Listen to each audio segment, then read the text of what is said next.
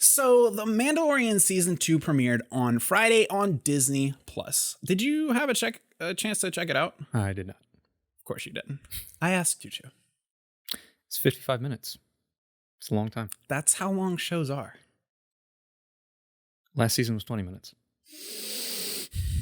Well, I asked you to watch it because I was excited. I was like, all right, let's see where they go. But I'm not going to lie, you didn't miss much. Kind of figured. Well, okay. So going into season 2, I mean, we've talked about season 1 on the podcast before. You know, it had a lot of potential, but it kind of fizzled and dropped the ball in a few places.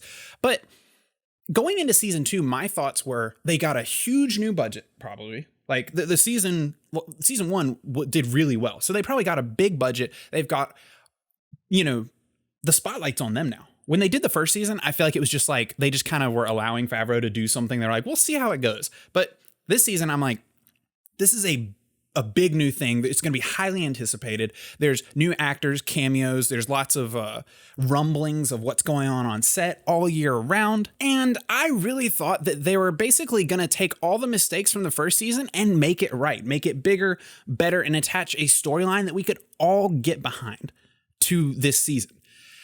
And I'm not saying that they aren't going to do it at all. I'm not saying they didn't do it at all in this episode. But all of the problems that we had with season 1 are on full display in this new episode. And it's not a bad episode. You can tell it's a little bigger budget. There's more going on. There's more actors. There's more CGI. There's more action in general. But I was thinking about this after I watched it, and I don't want to spoil the episode, so we're not going to get into like major spoilers, but it's nothing spoiling to say that the Mandalorian goes to Tatooine because he's searching for another Mandalorian. He's trying to figure out how to get Baby Yoda to his people, and he goes to Tatooine because he knows that there's a Mandalorian there that he's heard of. That pretty much just sets in motion another side mission plot, just like every other episode from the first season. And it's like,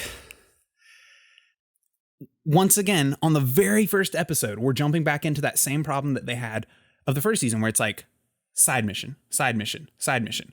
And I don't mind the episodic feel. We've talked about this before. Mm-hmm. The episodic vibes of the first season are not bad.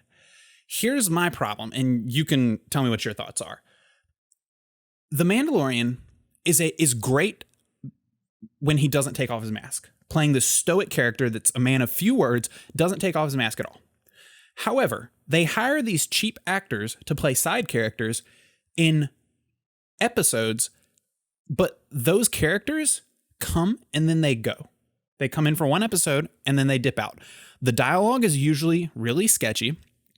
And then on top of that, the acting is so, or it feels like everything after The Mandalorian and Baby Yoda's, performance, Baby Yoda's performance of being cute as hell. Everything after that is like, well, all the budget just went into that. And there's not a lot left after that. And I understand that what they're thinking is The Mandalorian doesn't talk a lot. We can't have him take off his mask, and he needs to play this character. He can't be this like personality driven character. But they're thinking that the side characters are going to carry that. But the problem is the side characters leave every episode. So what The Mandalorian needs is it doesn't have to be comic relief, but a fun, a less superpowered side character that is actually like someone like Baby Yoda, like in Baby Yoda's place, that's just traveling with him to bring levity to the situations, to bring character development, to bring things out of The Mandalorian as a character. Because not having the characters that they are adding in stay throughout the season makes it seem like we're just wasting time. Like, for example, in this episode, it's not spoiling anything to say that there is another character that he hangs out with and works with for the episode. That character gets like 10 minutes of backstory, explanations of why they're where they are and what they're doing. But why? Sure, maybe they can bring him back later, but it wasn't that strong of a character. It wasn't anything I was that interested in. I'd rather see what's going on in The Mandalorian's life. Now, I get it. They want to keep The Mandalorian incredibly mysterious. But if you're going to invest so much into side characters, you can't throw them away in the next episode. Yeah. Well, I mean, the Mandalorian, like it's clear that the inspiration for him is the man from No Name, or the man with no name, the Clint Eastwood character from his classic westerns. But I don't think that works in a show form as well, because for the Mandalorian to work after what I saw of the first season, to me, if they're going with the anthology route, they got to have stronger standalone episodes. Like, I'm cool with the anthology style if they're all strong, but anthologies never are. Mm-hmm. But even if it was like 7 out of 10 were strong, I'd be okay with that. But it was more like 50-50. And so you're right, they're going to have side characters that people are interested in and invested in. But like you said, they're gone every episode, and they normally aren't that great. Yeah. But at the same time, they had like Werner Herzog in season 1. They add some good actors, some bigger actors. Surprise people on board. They get Bryce Dallas Howard to direct an episode, but it's like they can't get like a strong cast. Yeah. Well, it's just like, stay. Just give me one extra character and stay the whole season. Just hang out with the Mandalorian, stick with him, build a relationship, build something for the Mandalorian to care about, something for us to care about, because I like the Mandalorian. I don't want you to break the mystique of the never taking off his helmet, not talking much. I don't want you to like turn him into a human, you know? Right. But someone else has to be. And books and movies see that in characters that play that archetype that the Mandalorian plays all the time. You like what's baffling to me is that it's an easy solution.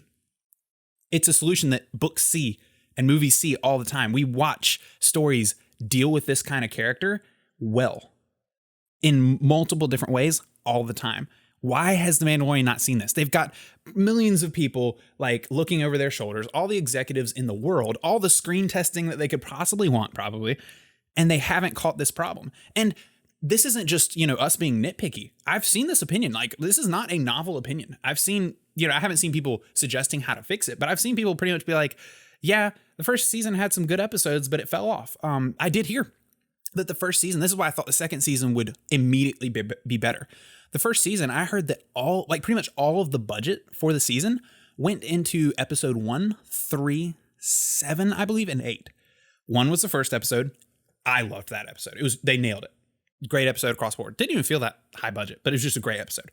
3, favorite episode of the whole season. That was the one where all the Mandalorians came in to help him fight, and it was a thing. It seemed like it was all set piece related, all the action stuff. Like, that was what the budget was. And then I think 7 and 8 were the last 2 episodes, or some of the last couple ones. The ones where it started getting back, which I know you didn't finish the season, but when it started getting back to the main plot of what's going on with Baby Yoda. And I was like, okay, that makes sense. That's where all the budget went. So anyway, if that's the case, I can accept that. Now that we've got season 2, let's drive it home. Let's ramp it up.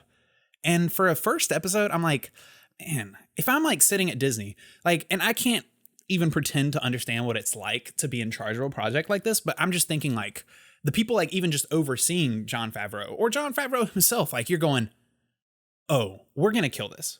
What can we do to really just like rip people's attention? To shock them, to excite them. And there is a cameo at the very end and some allusions to a character that has been mentioned. It's not like a secret, but I'm not going to say it here. But they do give that cameo, and clearly that character might play a part in some of the future episodes, and that's interesting. But it wasn't like worth the wait. It wasn't like a cheer moment. It was just like, oh, interesting. And I'm interested to see, we've heard about Ahsoka Tano being in it. I honestly hope she comes in and plays a character, not just gets a cameo. But you never know what to expect there. But it was just really sad to see. And not only that, I felt like the first season was kind of low budget. I'm sure it was not like in Hollywood realm, but like for what it was, like I felt like there was some sketch, and I've heard this from other people. There was some sketch VFX. A lot of really bad dialogue, a lot of clunky dialogue, which I can write off as Star Wars. Star Wars has clunky dialogue all the time. I can write off that Jon Favreau wrote bad dialogue because he wanted to honor George Lucas. Like, I can believe that. I'm not going to complain about the dialogue being a little sketchier. But like, there were other things too that just made it feel cheap. But the music and the aesthetics of the Mandalorian himself and the planets and the kind of Star Wars feel, I felt like was really nailed. So the first episode starts of season 2, and it's not a spoiler to say that there's a quick little action sequence right off the bat. It starts off with a bit of a bang. And the Mandalorian comes and he's talking to this character. He's looking for a Mandalorian like himself. And this character turns on him and is like trying to steal his armor. The dialogue in the scene is awful. It's stilted. It's awkward. And the acting across the board from pretty much anyone but the Mandalorian is really sketchy. And then an action sequence that ensues that is like awkward. It's so scripted. It looks like you can see that the characters are looking for their cues. They're counting in their head. Like it's like a one shot. I don't think it's one full shot, but you know, they're bigger shots. It's not like, I'll admit it's not a Jason Bourne cut action sequence. So there is a little bit of intricacies that the actors have to handle, but it's, you know how you can just tell when it's obvious in an action scene, it's like a hand-to-hand fight sequence is like, and you move now and spin and cut. And you can tell even Pedro Pascal is like, thinking in his head. You can just see the deliberation with every move, and it's so not believable. And I'm like, this is Star Wars. This is like one of the biggest properties on the planet. How did this get by? Yeah. I had that feeling with the first season a lot, was that it did feel like the fan-made Star Wars short films that you see on YouTube. And like I said in I think the first podcast, like those can be good. It's just it does feel like fan-made Star Wars. It doesn't feel like real Star Wars to me. Yeah, and I can accept it for the first season. Like, I'm willing to wipe the slate clean on the first season and be like, this was a new project that was given a chance. Now that it has exceeded expectations, my expectations are going to go up. Mm-hmm. So the fact that the very first episode did not raise the bar at all, it felt like just didn't seem like it wasn't promising for me.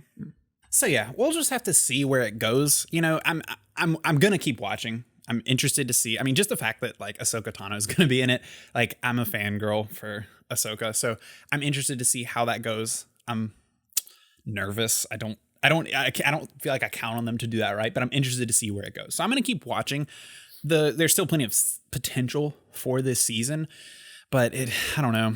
It's not off to a bad start, but it's not off to a start that gets me excited. You know, I felt like The Mandalorian was a show that we were going to be like, and it's back. You know, not like Game of Thrones level of like hype around every episode, but it's a weekly episode. So it's like, all right, we've got something to look forward to, something to watch on Friday nights. And I don't know. But yeah,